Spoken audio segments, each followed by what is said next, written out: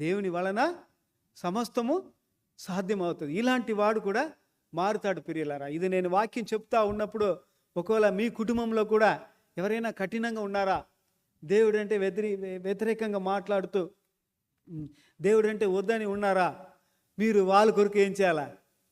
దేవుని అడగాల. పౌలుని అంటే సౌలు ఆయన పేరు పౌలుగా మార్చాడు. పౌలు అంటే నేను చెప్పినా కదా, ఆల్రెడీ ఎక్స్ప్లెయిన్ చేశాను. సౌలును పౌలుగా దేవుడు మార్చాడు. అలాగా మీ ఇంటిలో కూడా మీ కుటుంబంలో కూడా దేవుడు అలాగ మార్చగలడు. ఇలా ఎందరో మారారు దేవుని పిల్లలు. నక్సలైట్లో ఉండేవారు కూడా మారారు దేవుని దగ్గర.